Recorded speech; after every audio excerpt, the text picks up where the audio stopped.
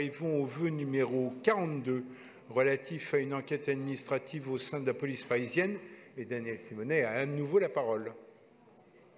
Nous sommes toutes et tous ici attachés à la police républicaine. C'est bien pour cette raison-là que nous devons exiger qu'il y ait une enquête administrative dans cette police parisienne suite à des faits qui n'ont plus aucun rapport avec les principes républicains. Il s'agit de faits relatés par Média France 24 qui a publié sur son site, après vérification d'authenticité, une photographie prise par un habitant du 17e le 30 juin dernier où on a pu voir un drapeau confédéré accroché à la fenêtre d'une caserne de police voisine.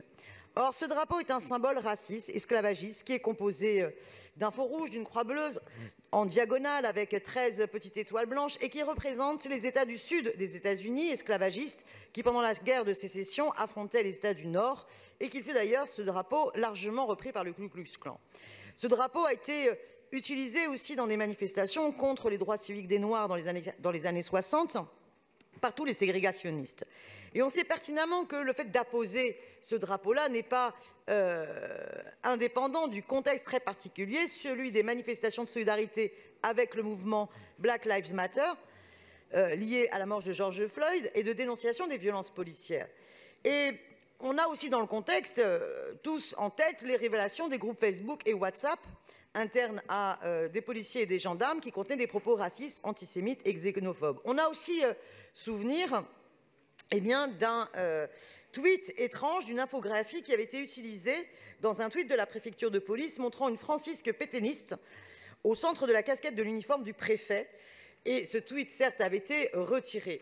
Mais on ne peut pas croire qu'il s'agisse juste d'erreurs. On ne met pas un drapeau par hasard, on ne fait pas une infographie par hasard. Et donc, je pense qu'il est nécessaire qu'il y ait ce que nous souhaiterions, ce que je souhaiterais, c'est que le Conseil de Paris demande au préfet de police et à sa représentante qu'on nous informe si ces faits ont bien fait l'objet d'une enquête administrative et sinon, le cas échéant, que le Conseil de Paris interpelle le préfet et le ministère de l'Intérieur pour qu'il y ait bien une enquête administrative qui ait bien lieu. Je vous remercie. Merci beaucoup, Daniel Simonet. Nicolas Nordman a la parole.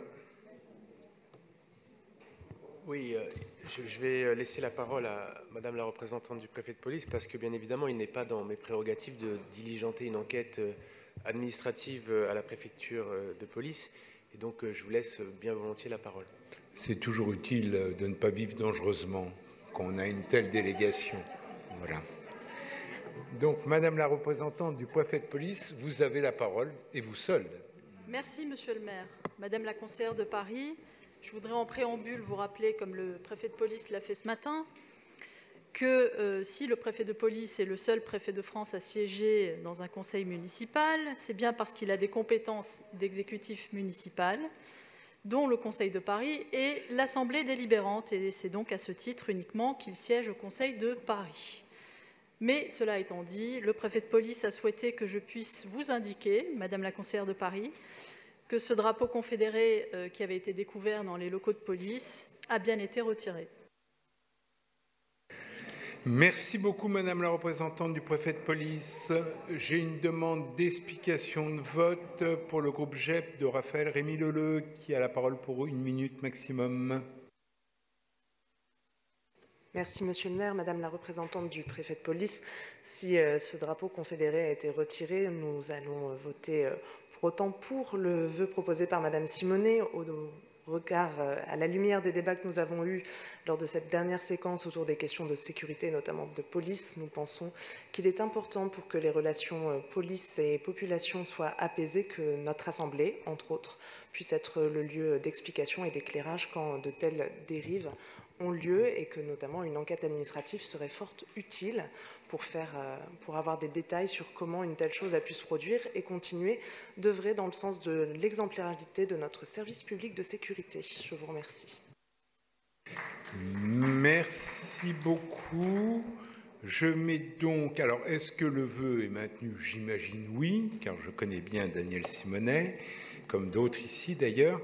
Donc, de ce fait, il est maintenu. L'exécutif a donné un avis défavorable.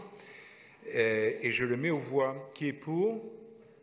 Qui est contre? Qui s'abstient? Il n'est pas adopté.